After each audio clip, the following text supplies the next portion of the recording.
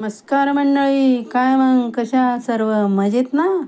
आज आपण उपवासाचे थालीपीठ ही रेसिपी पाहणार आहोत.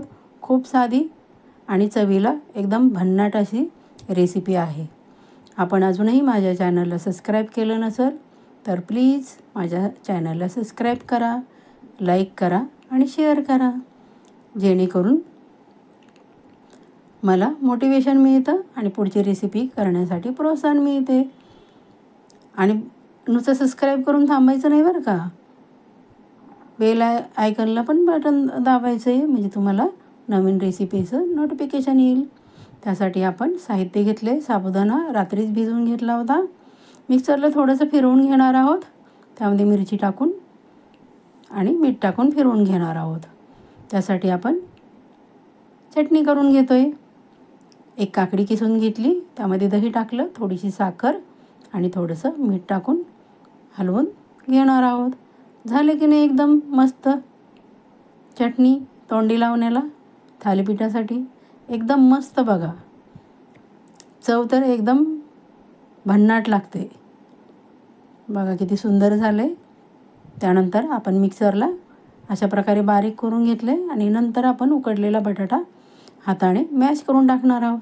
तुम्हाला जर वाटत असेल तर तुम्ही किसून घेतला तरी चालेल, पण तो थोडासा राहिलेला बटाटा आहे की नाही, तो थालीपीठामध्ये दिसतो पण छान आणि त्याची चव पण खूप सुंदर लागते.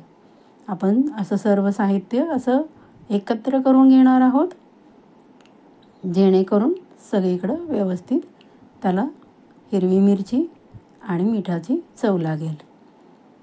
जर तुम्हाला हिरवी मिरची नसेल चालत तर तुम्ही लाल तिखट पण टाकू शकता. अशा प्रकारे हलवून घ्यायचं आहे. तुम्हाला माझी रेसिपी जर आवडत असेल तर प्लीज माझ्या चॅनलला सबस्क्राईब करा आणि लाईक करा. त्यानंतर आपण पोळपाटावर एक स्वच्छ रुमाल ओला करून घेतला आणि त्याच्यावर अशा प्रकारे आपण पाण्याचा हात घेऊन थापून घेणार आहोत. खूप सुंदर लागते थालीपीठ. करून बघा. अशा प्रकारे सर्वांना आवडेल. खिचडीपेक्षा हा उत्तम पर्याय आहे, कारण त्यामध्ये साबुदाणा तर आहेच, पण शेंगदाण्याचं कूट टाकलं आहे आपण, बटाटा पण आपण मॅश करून टाकला आहे, हिरवी मिरची आणि मीठ. बघा अशा प्रकारे थापून घ्यायचं आहे व्यवस्थित.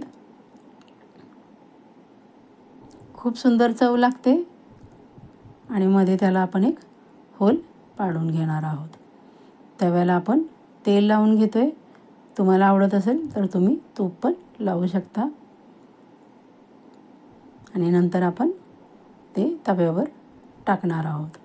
अशा प्रकारे टाकायचे आणि कढईने तेल सोडून घ्यायचं आहे. अगोदर तवा पूर्ण गरम करून घ्यायचा आहे आणि नंतर थालीपीठ टाकायचं आहे. त्यानंतर आपण झाकण ठेवणार आहोत. तेव्हा मंद गॅस ठेवायचा आहे आणि हळूच पलटी करून घ्यायचं आहे. दोन्ही बाजू त्याच्या व्यवस्थित शेकून घ्यायच्यात. पुन्हा आपण झाकून ठेवले. बघा सहज निघतं आहे. किती सुंदर झालं आहे बघा. चव तर अगदी अप्रतिम लागते. खिचडी खाण्यापेक्षा हा चांगला पर्याय आहे, कारण श्रावण महिन्यातील उपासांना शक्यतो वरवी चालत नाही. वरवी म्हणजे भगर. मग खिचडी खायचा पण सारखा कंटाळा येतो. मग असं गरम गरम थालीपीठ दह्याबरोबर किंवा जे आपण काकडीची चटणी केली किंवा काकडीचं काय बनवलं आहे,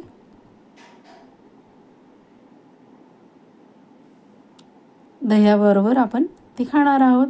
त्यासाठी बघा आपण उपवासाचा बटाटा आणि शेंगदाण्याची भाजी पण केली आहे, शेंगदाण्याचा लाडू आणि जी काकडीची आपण ही बनवली आहे चटणी, त्याच्याबरोबर सर्व करणार आहोत.